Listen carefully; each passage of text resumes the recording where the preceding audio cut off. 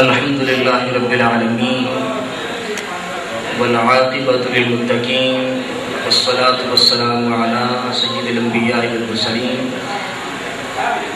اما بعد فاعوذ باللہ من الشیطان الرجیم بسم اللہ الرحمن الرحیم یا ایھا الذین آمنوا استعینوا بالصبر والصلاۃ ان اللہ مع الصابرین وقال الله تبارك وتعالى في مقام آخر فإذا عزمت فتوكل على الله صدق الله مولانا العظيم وبلغنا رسوله النبي الكريم الرؤوف الرحيم إن الله وملائكته يصلون على النبي يا أيها الذين آمنوا صلوا عليه وسلموا تسليما الصلاة والسلام علیک یا سیدی یا رسول اللہ وعلی آلک واصحابک یا حبیبی یا حبیبی یا حبیب اللہ۔ میرے شیخ گرامی، استاد گرامی اور ہمارے مربی و مشفق و رہبر و رہنما جانشین حضور سیدی فقیہ اعظم شیخ الحدیث و تفسیر دارالعلوم حنفیہ فریدیہ بصیر پور شریف اور صاحبزادہ محمد صاحب اللہ نوری اور میرے انتہائی عزت اور احترام کے لائق پیر بھائیوں اور دیگر حضرات، سب سے پہلی التجا تو میری یہ ہے کہ اللہ کریم ہم سب کی حاضری میں بار میں قبول و منظور فرمائے۔ میں اپنے پیر و مرشد کی موجودگی میں جس نکمے کو کچھ کلمات کہنے کا شرف مل جائے، میں سمجھتا ہوں اس کی عزت پر سرد ہو جایا کرتی ہے، اور پھر پیر بھائیوں کے مجمع میں کسی کو گفتگو کرنے کی عزت نصیب ہو جائے تو یہ کرم بالائے کرم ہوتا ہے۔ میں صرف دو ایک حوالوں سے گفتگو کرنا چاہتا ہوں۔ ایک تو نوری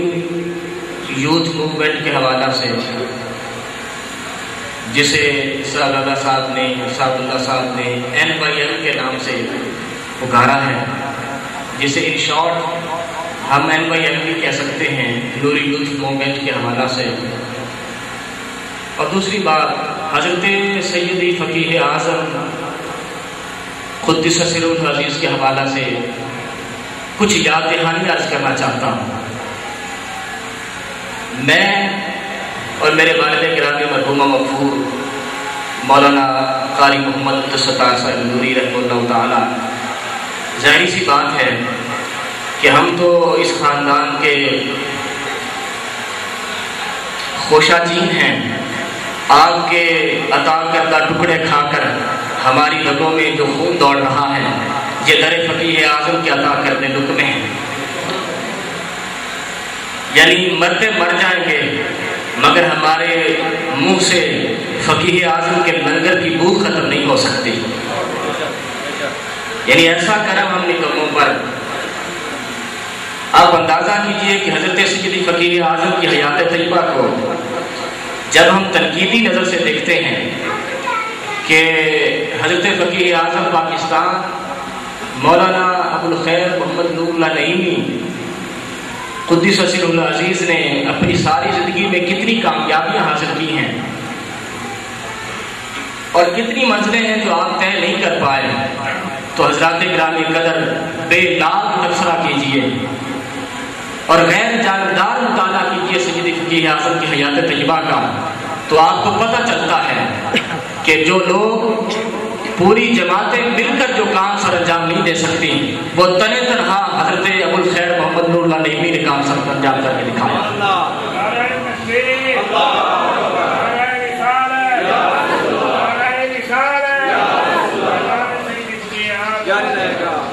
ہمارا المیہ یہ ہے کہ ہم عقیدتوں کا غلاف چڑھا کر اپنے بزرگوں کے اصل چہرے کو اپنی عقیدتوں کے اتنے پھول اس پر ڈال دیتے ہیں کہ اس کی اصل نور اور اصل خوبصورتی وہ آنکھوں سے اجل ہو جایا کرتی ہے۔ حضرت فقیہ اعظم کے کارنامے جب آپ دیکھتے ہیں تو سب سے پہلی بات جو میرے پیش نظر ہے دوستو، میں بھی چھوٹے صاحب صاحب سے عرض کر رہا تھا کہ اس بصیر پور شریف کے اندر جو میں یہ سمجھتا ہوں کہ بے شک بڑے بڑے اولیاء کاملین کی یہ جگہ ہے، مگر جو عزت اور شرافت حضرت نور اللہ کے قدموں سے اس کو نصیب ہوئی ہے، پہلے کبھی وہ مقام نصیب نہیں ہو سکا ہے۔ یہ تو سکھوں کا علاقہ کہلاتا ہے، یہ دیپال پور اور بصیر پور۔ آپ اس کے گاؤں کے نام لیتے چلے جائیں تو خدا کی قسم شاید ہی آپ کو کسی پرانے مسلمان کے نام پر ایک گاؤں آپ کو نظر آئے گا، وگرنہ آپ کو کلا جوید سنگھ نظر آتا ہے، دومن شاہ نظر آتا ہے، آپ کو کلا ہری جان نظر آتا ہے، منڈی ہیرا سنگھ نظر آتی ہے۔ آپ کسی بھی مین روڈ پر چلے جائیں دوستو، میں اس حوالے سے سوچتا ہوں کہ حضرت فقیہ اعظم نے اس اجاڑ خانے کے اندر آ کر، ان بدوؤں کے دور کے اندر آ کر دیکھیے کہ علم کی کیسی شمع روشن فرما دی۔ یعنی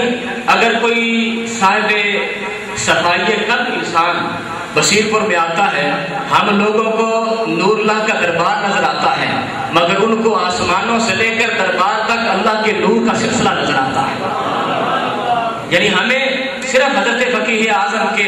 دربار عالیہ پر سفید ٹائلیں نظر آتی ہیں، چونکہ بے نور آنکھیں ہیں، دل کا نور نصیب نہیں ہے، مگر جن لوگوں کو اللہ دل کی آنکھ عطا فرماتا ہے وہ کہتا ہے لوگوں دیکھو تو صحیح، خدا کے عرش سے لے کر محمد نور اللہ کے دربار تک اللہ کے نور کا سلسلہ پھیلا ہوا ہے۔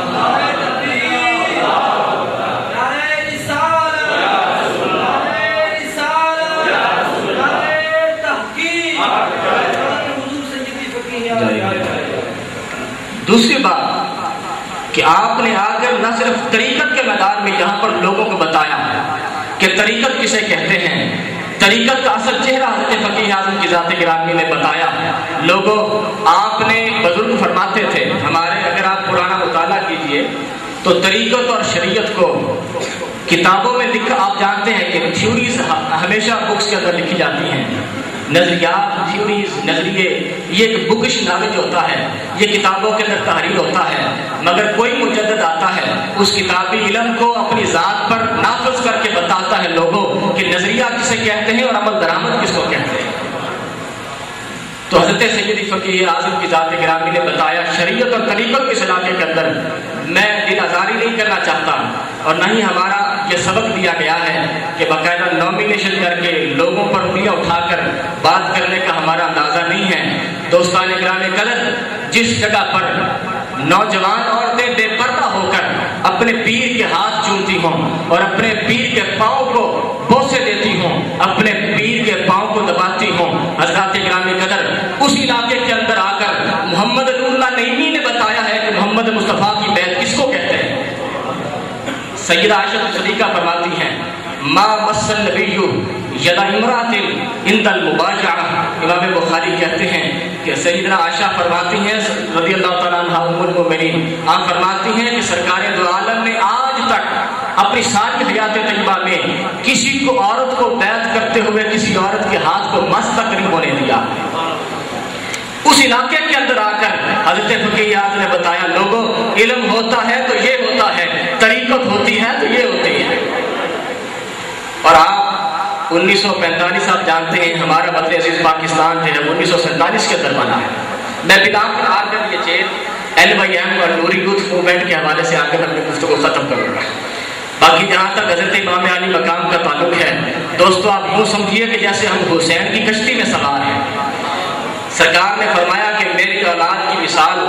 اس کشتی کی طرح ہے جو حضرت نوح علیہ السلام کی کشتی تھی، جس کو بیٹھنا نصیب ہو گیا اللہ کے عذاب سے بچ گیا، اور جو بدبخت رہ گیا وہ ہلاک ہو گیا۔ میری اولاد کی کشتی میں سوار ہو جاؤ، فرمایا قیامت کا دن ہوگا اللہ کے ہر عذاب سے اللہ کی رحمتیں تمہیں محفوظ فرما دے گی۔ تو یہ تو ہمارا طے ہو جاتا اللہ کے فضل و کرم سے، ہمارے اللہ کے فضل و کرم سے سند ہو چکی، بس اپنے فرائض اور واجبات کے بعد اللہ کا کرم ہوگا انشاءاللہ العزیز نیک ہستیوں کی نسبتوں کے ذریعہ سے۔ تو 1945 کے اندر آپ جانتے ہیں کہ دنیا کے نقشے پر یہ جو گلوب ہے، پاکستان نام کی آپ ظاہر جانتے ہیں کوئی ریاست نہیں تھی۔ سن 1947 کے آخری حصے کے اندر 14 اگست کو یہ پاکستان بارز ملت کے اندر آتا ہے، اور 14 اگست 1947 سے پہلے حتیٰ کہ 13 اگست 1947 میں بھی یہ پاکستان نہیں تھا بلکہ ہندوستان کا علاقہ سمجھا جاتا تھا۔ اگر 13 اگست 1947 کے اندر بھی صرف ایک دن پہلے، بلکہ ایک لمحہ اور 12 بجنے کے سے پہلے ایک لمحے بھی اگر کوئی بصیر پور کا تعارف کرواتا تو وہ یہی کرواتا کہ ہندوستان کا ایک چھوٹا سا گاؤں ہے، ایک چھوٹا سا علاقہ ہے، اس کو بصیر پور کہتے ہیں۔ مگر قربان جائیے دوستو، ہندوستان کفرستان تھا، ہندوستان پاکستان کا پاک وجود وہ بات کے اندر آیا ہے، مگر بصیر پور کی دھرتی کو یہ عزت اللہ نے عطا فرمائی ہے۔ 1947 میں یہ پاک بنا ہے، مگر محمد نور اللہ نے 1945 میں آمنہ کے لال کا جشن میلاد النبی کا جلوس جاری فرما دیا۔ کیا آپ کو حضرت فقیہ اعظم کی روحانی توجہات نہیں نظر آتی؟ آپ یہ محسوس کر رہے تھے کہ لوگوں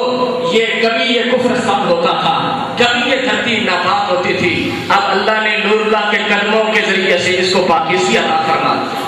پاکی عطا فرما۔ اور یہ بات میں یہ سمجھتا ہوں یہاں تھوڑا سا خوگر حمد سے تھوڑا سا گلا بھی سن لے۔ حضرت اقبال فرماتے ہیں دوستو، میں اگرچہ دیپالپور شہر کے اندر میرا قیام ہے حضرت کی مہربانیوں سے اور آپ کی دعاؤں سے، مگر میں شہر بصیر پور والوں سے ایک چھوٹا سا شکوہ کرنا چاہتا ہوں۔ خدا کی قسم،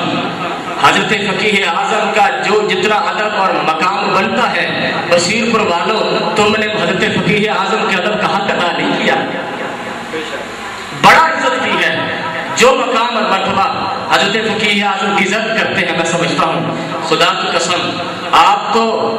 سروں اپنے سر کے بالوں کے اوپر حضرت فقیہ اعظم کا قیام ہوتا، اور حضرت فقیہ اعظم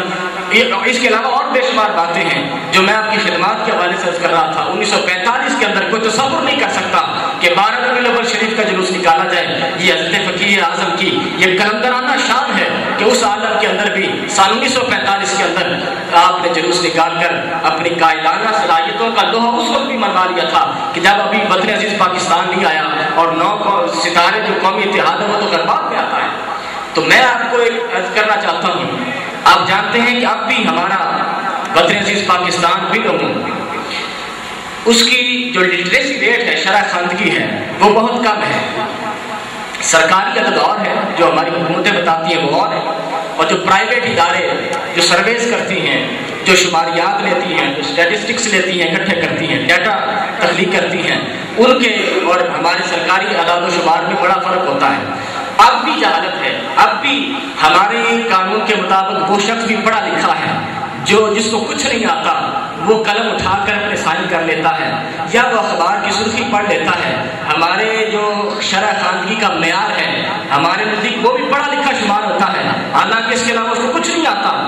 اب یہ عالم ہے، سال 2011 کے اختتام پر اب یہ عالم ہے کہ ہم ابھی بھی شرح خواندگی میں پیچھے ہیں۔ آپ ذرا تصور کیجئے، جب 1947 میں پاکستان بن رہا تھا اس وقت اس بصیر پور کے علاقے کی بالخصوص تعلیمی حالت کیا ہو،